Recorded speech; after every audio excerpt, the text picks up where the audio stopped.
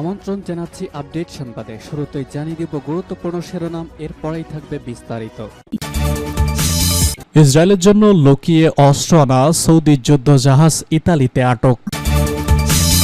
এদিকে ইউক্রেনের প্রতিটি ফ্রন্টে যেন রাশিয়ার বিজয় মিছিল। আরও থাকছে কোনো পরিস্থিতিতেই ইউরেনিয়াম সমৃদ্ধকরণ বন্ধ চায় না ইরান। জানিয়ে দিব জোরপূর্বক ইউক্রেনের সীমান্ত পরিবর্তন করা যাবে না, ইউরোপীয় ইউনিয়ন নেতাদের সতর্কবার্তা। সর্বশেষ জানিয়ে দিব গাজায় তীব্র গোলাবর্ষণ, কি বলছে আন্তর্জাতিক মহল। শুনছিলেন সংবাদ শিরোনাম, এখন বিস্তারিত। তার আগে অনুরোধ থাকবে ভিডিওতে একটি লাইক দিন এবং কমেন্টস করে জানিয়ে দিন কোন জেলা থেকে বা কোথা থেকে আমাদের সঙ্গে যুক্ত রয়েছেন।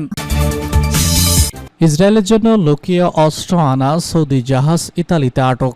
ইহুদিবাদী ইসরায়েলের জন্য যুক্তরাষ্ট্র থেকে অস্ত্র বহনকারী সৌদি আরবের একটি জাহাজ ইতালির জেনোয়া বন্দরে আটকে দিয়েছে সেখানকার কর্মীরা।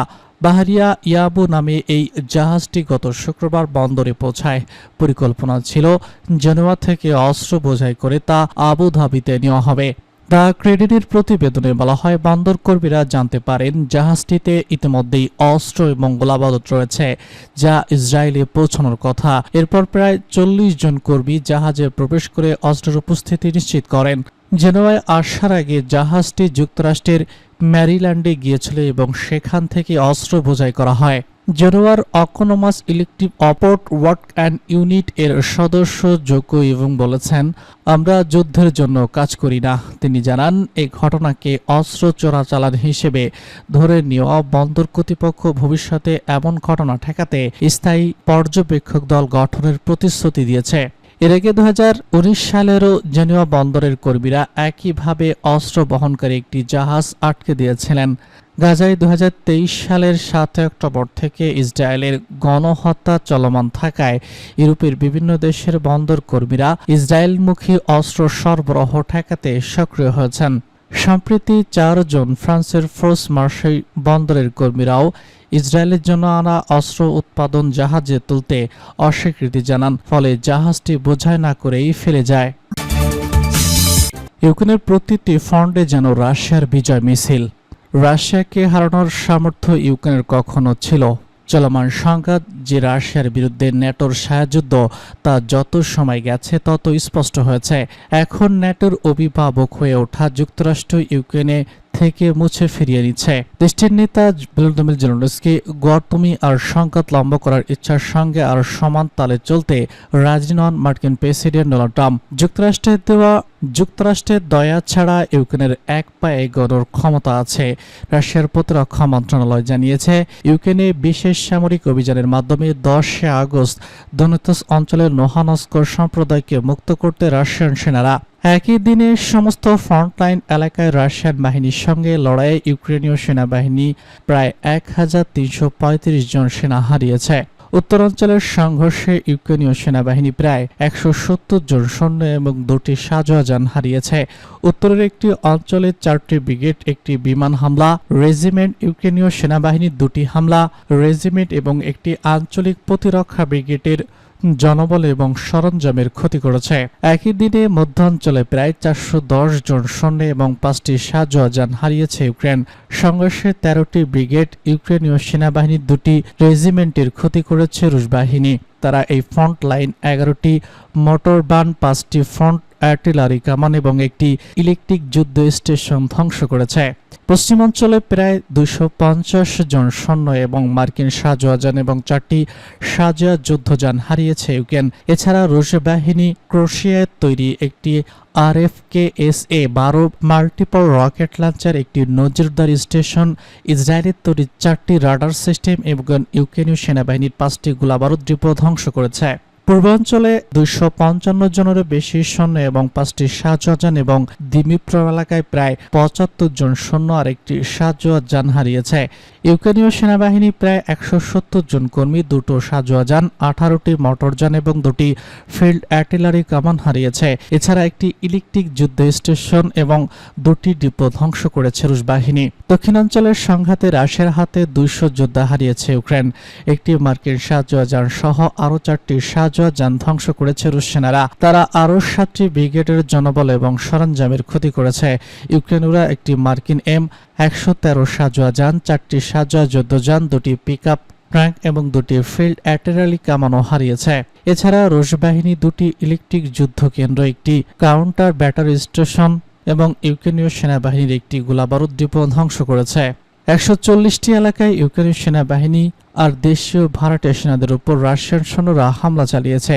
তাদের আকাশ প্রতিরক্ষা বাহিনী 312টি ইউক্রেনীয় ড্রোন এবং 7টি HIMARS রকেট ভূপাতিত করেছে। কোনো পরিস্থিতিতেই ইউরেনিয়াম সমৃদ্ধকরণ বন্ধ চায় না ইরান। ইরানের উপপররাষ্ট্রমন্ত্রী মাজিদ কাতাব রাভানজি বলেছেন, ইরান সমৃদ্ধকরণের ক্ষমতা ও সীমা নিয়ে নমনীয় হতে পারে, কিন্তু যে কোনো পরিস্থিতিতেই ইউরেনিয়াম সমৃদ্ধকরণ সম্পূর্ণভাবে বন্ধ সম্মত নয়, কারণ এটি দেশের জন্য অপরিহার্য। সাম্প্রতিক জাপানের ক্রিওডা নিউজকে দেওয়া এক সাক্ষাৎকারে রাভানজি বলেছেন, আমাদের নিজেদের উপর নির্ভর করতে হবে, ফাঁকা প্রতিশ্রুতির উপর নয়। এটা একেবারে স্পষ্ট, যদি যুক্তরাষ্ট্র শূন্য সমৃদ্ধকরণের উপর জোর দেয় তবে কোনো চুক্তি হবে না। তিনি আরও জানান, আলোচনার ধারাবাহিকতা বজায় রাখতে হলে ওয়াশিংটনকে নিশ্চয়তা দিতে হবে যে আলোচনা পুনরায় শুরু হলে তারা আর ইরানকে আক্রমণ করবে না। রাভানজি জোর দিয়ে বলেছেন, শূন্য সমৃদ্ধকরণ এবং ইরানের ক্ষেপণাস্ত্র কর্মসূচিতে বিধিনিষেধ আরোপের বিষয়টি একেবারে আলোচনার বাইরে। যদিও শান্তিপূর্ণ পারমাণবিক কার্যক্রমে সামরিক সীমাবদ্ধতা আরোপে তেহরান সম্মত হতে পারে একটি উভয় পক্ষের জয় জয় ন্যায্য চুক্তির অংশ হিসেবে। তিনি যুক্তরাষ্ট্রকে অভিযুক্ত করেন আলোচনার অংশ নেওয়ার পাশাপাশি সামরিক পদক্ষেপ নিয়ে তেহরানকে প্রতিহত করেছেন। রাভানজি বলেছেন, যুক্তরাষ্ট্রকে স্পষ্ট করতে হবে তারা সত্যি কি জয় জয় ভিত্তিক সংলাপে আগ্রহী নাকি নিজেদের ইচ্ছা চাপিয়ে দিতে চায়। যদিও ভবিষ্যৎ আলোচনার শর্ত হিসেবে ক্ষতিপূরণের দাবি তিনি তোলেননি, তবুও সাম্প্রতিক হামলার কারণে স্বাক্ষরিত বিষয় নিয়ে আলোচনা হবে জানান। তার ভাষায়, যুক্তরাষ্ট্রের হামলা অবৈধ ছিল এবং গুরুতর ক্ষতি হয়েছে। ক্ষতিপূরণ দাবি করার পূর্ণ অধিকার আমাদের আছে। উত্তেজনা সত্ত্বেও রাভানজি বলেছেন, মধ্যস্থতাকারীদের মাধ্যমে কূটনীতিক চ্যালেঞ্জ খোলা রয়েছে এবং ইরান যুক্তরাষ্ট্রের সঙ্গে আলাপে প্রস্তুত। তবে তিনি সতর্ক করে দেন, নতুন করে যুক্তরাষ্ট্রের হুমকি দিলে এর কঠোর জবাব দেওয়া হবে। তিনি একতরফা সময়সীমাকে অগ্রহণযোগ্য বলে আখ্যা দিলেও ইউরোপীয় দেশগুলোর সঙ্গে আলোচনার ইচ্ছা পূর্ণ ব্যক্ত করেছেন। রাভানজি পুনরায় নিশ্চিত করেছেন, ইরানের পারমাণবিক কর্মসূচি শান্তিপূর্ণ থাকবে এবং জাতিসংঘের পারমাণবিক সংস্থার সঙ্গে সহযোগিতায় তেহরান প্রস্তুত। এর মধ্যে সাম্প্রতিক হামলায় ক্ষতিগ্রস্ত স্থাপনাগুলোতেও নিরাপদ এবং স্বচ্ছ পরিদর্শনের সুযোগ দেওয়া হবে, জানিয়ে নতুন নির্দেশিকা অনুযায়ী সমঝোতা হবে। জোরপূর্বক ইউক্রেনের সীমান্ত পরিবর্তন করা যাবে না, ইউরোপীয় ইউনিয়ন নেতাদের সতর্কবার্তা। ইউরোপীয় নেতারা সতর্ক করে বলেছেন, বল প্রয়োগের মাধ্যমে ইউক্রেনের সীমান্ত পরিবর্তন করা যাবে না। তারা গুরুত্বপূর্ণ এক সময় এই সতর্কবার্তা দিলেন, কেননা মাত্র 3 দিন পরে আলাস্কায় ইউক্রেন ইস্যুতে রাশিয়ার প্রেসিডেন্ট ভ্লাদিমির পুতিন এবং যুক্তরাষ্ট্রের প্রেসিডেন্ট ডোনাল্ড ট্রাম্পের বৈঠক হওয়ার কথা রয়েছে। এক যৌথ বিবৃতিতে ইউরোপীয় নেতারা বলেছেন, ইউক্রেনের জনগণকে তাদের ভবিষ্যৎ নির্ধারণের স্বাধীনতা দিতে হবে, ভৌগোলিক অখণ্ডতার নীতিকে অবশ্যই সম্মান করতে হবে এবং আন্তর্জাতিক সীমান্ত বল প্রয়োগে পরিবর্তন করা যাবে না। ইউরোপীয় ইউনিয়নের 27 দেশের মধ্যে 26 জন নেতা এক বিবৃতিতে সই করেন। এতে সই করেননি হাঙ্গেরির প্রধানমন্ত্রী ভিক্টর অরবান। তিনি রাশিয়ার সঙ্গে ঘনিষ্ঠ সম্পর্ক বজায় রেখেছেন এবং বারবার ইউক্রেনের প্রতি ইউরোপীয় ইউনিয়নের সমর্থন বাধাগ্রস্ত করার চেষ্টা করেছেন। বিবৃতিতে ইউরোপের উদ্যোগের বিষয়টি স্পষ্ট হয়, বিশেষ করে রাশিয়ার সীমান্তবর্তী দেশগুলোতে এবং যেসব দেশে সোভিয়েত দলের স্মৃতি এখনও জাগ্রত। তারা মনে করে ইউক্রেনের মস্কোর কার্যকলাপ নিকট ভবিষ্যতে সরাসরি হুমকি হয়ে উঠতে পারে। সম্প্রতি সুইডেন এবং ফিনল্যান্ড ন্যাটোতে যোগ দিয়েছে। ব্যালটিক দেশগুলো বাধ্যতামূলক সামরিক সেবা ফিরিয়ে এনেছে এবং পোল্যান্ড রাশিয়ার সীমান্ত বরাবর দেয়াল নির্মাণে একটি কোটি কোটি টাকা বরাদ্দ করেছে। ইউরোপীয় দেশগুলোর দীর্ঘ ইতিহাস রয়েছে রক্তক্ষয়ী যুদ্ধের মাধ্যমে সীমান্ত পরিবর্তনের।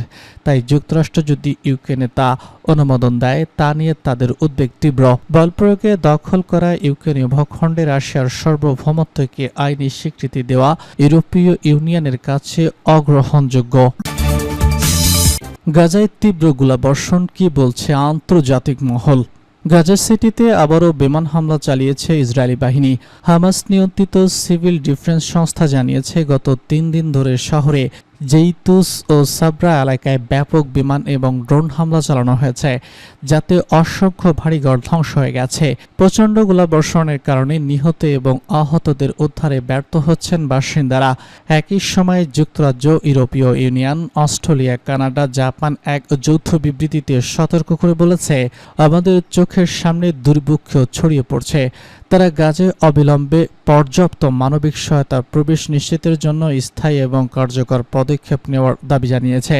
ইসরায়েল অবশ্য গাজাবাসীকে অনাহারে রাখার অভিযোগ অস্বীকার করেছে।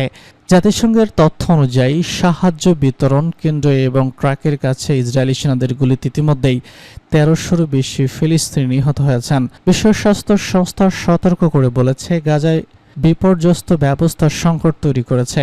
তারা ইসরায়েলকে হাসপাতালের জন্য জরুরি ঔষধ ও সরঞ্জাম মজুত করার অনুমতি দিতে আহ্বান জানিয়েছে। ইসরায়েলের মন্ত্রিসভা সোমবার গাজা সিটি দখলে নেওয়ার সিদ্ধান্ত নিয়েছে। জাতিসংঘের নিরাপত্তা পরিষদের জরুরি বৈঠক এই সিদ্ধান্তের তীব্র সমালোচনা করা হয়। ইসরায়েলি প্রধানমন্ত্রী বেনিয়ামিন নেতানিয়াহু বলেছেন, গাজা সিটি এবং আল সাওসেরি ঘিরে থাকা 2টি অবশিষ্ট হামাস ঘাঁটি ধ্বংস করা হবে এবং সহায়তা পৌঁছাতে নিরাপদ করিডর এবং আকাশপথে ত্রাণ সরবরাহ বাড়ানো হবে। গাজার স্বাস্থ্য মন্ত্রণালয় জানিয়েছে, গত 24 ঘন্টায় 100 জন নিহত হয়েছে। এর মধ্যে 31 জন ত্রাণ বিতরণ কেন্দ্র থেকে, এছাড়াও 5 জন অপুষ্টিতে মারা গেছেন।